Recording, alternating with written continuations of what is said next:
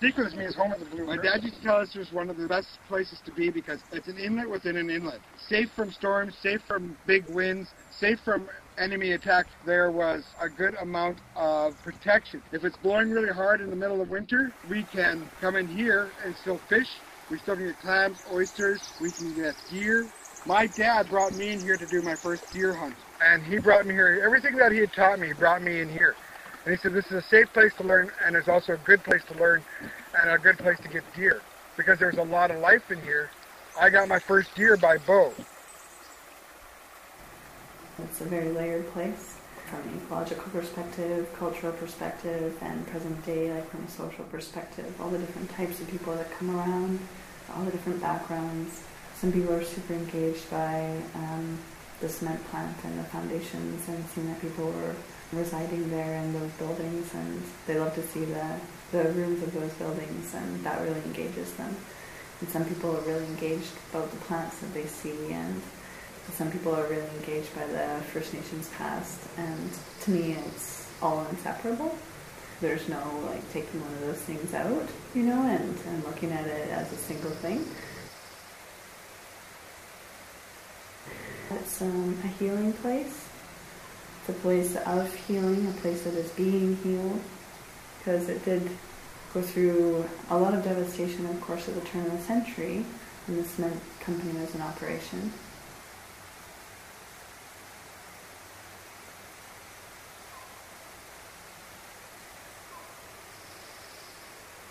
When we're talking about marine conservation, the restoration of the lands of SNIDCEL is supporting that connection of all of this restoration, marine restoration, terrestrial restoration.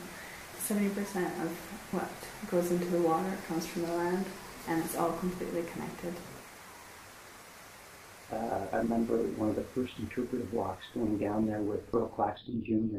We started at the head of the trail up by Wallace Drive, and he points out the foam in the creek and what that was about all kinds of, fertilizers and stuff that was coming down in Todd Creek. One time it was actually more of a running creek, but because of different farms and different places rerouting water coming out of it, it changed the whole area. A long time ago, Todd Creek was fresh enough that you could drink out of with your hands. I wouldn't do it now, but I would have when my dad was alive. And things changed up once we had the mine in it here. It was a big change. It's got that great natural history. It's got a wonderful, long, well-established Aboriginal history. But it also has a European and Asian history, and there's not many places like that, because it was the European settlers who developed the cement factory that was there and the lime kiln that was there at Butcher Gardens. And they brought in their workers, which included East Indian workers and Chinese workers, which both created small settlements. So what a neat thing. I can use that when I'm working with kids. I can bring all those human histories into that natural history. People are really coming together around that love of place and the interest to do conservation and restoration and education.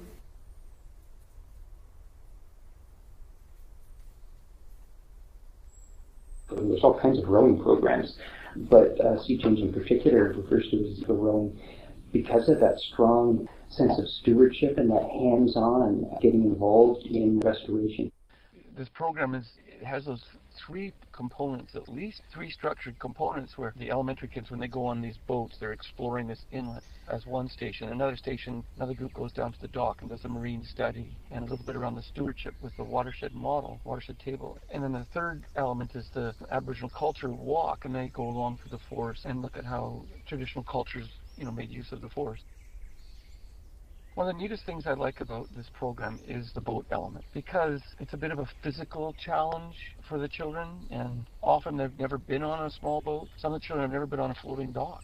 It's fascinating to watch the children because they'll come, and that's waiting there, and it's got that heightened sense of awareness, that anxiety. They're a little worried about it. Then they have to go on these boats, and when they're there, they have to learn about cooperation because they work as a team. They row these boats together side by side. And they have a task. They're in search of the stream and finding fresh water. And they go and they accomplish that. And when they come back, there's this wonderful sense of accomplishment combined with a bit of a relief that they've met that challenge and the building of confidence.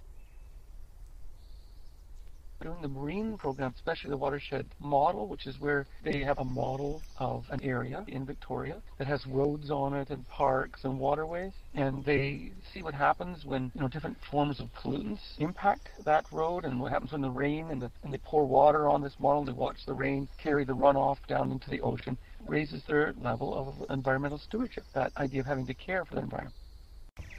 And then the third one is their impact with the Aboriginal culture. Well, a lot of people, they haven't had much experience with Aboriginal culture, so they're not able to have much of an opinion on it, but what opinions they have are usually pretty shallow and dismissive. It's like Stone Age technology, so it's got to be simple. And then when they go on these walks and they see what knowledge was there when you harvested cedar bark from a tree, and you did it in a way that kept that tree living. So there's one, and how they would then use that to make the most amazing products. Children come away from that with this new sense of awareness and appreciation, that you can value that, something that was way in the past, a little bit more, and then have appreciation for what culture is there now.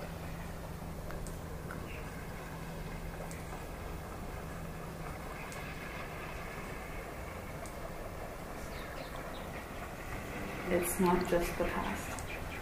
How it's other traditions that are alive today, and the cedar bark, the bay bark, the stripping is one of those things that bring traditional practices right up into our moment, bring people into the layers, and then all of a sudden collapse it all into a single present. This is what's happening now. This is all what's happening right now. I love to see these things just kind of become real in front of people's eyes. It's almost like you can feel other people walking with you sometimes. It's, our hope that as we do the restoration, that we're walking a path that is blessed by those people that came before us. When we restore SNIDCEL, I feel like we're also restoring our relationships to the ecosystems and to the environment and to nature. When the restoration site starts to do well on its own, that doesn't mean that we walk away from that. That means that we still have a relationship with it. The whole principle of the thing is to be involved, to have a relationship, to harvest, to maintain.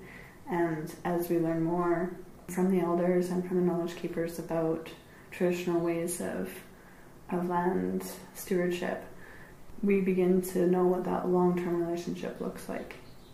Marine, terrestrial, cultural, social, ecological, it's all one thing. And that's our intention, is to do the restoration on all those levels.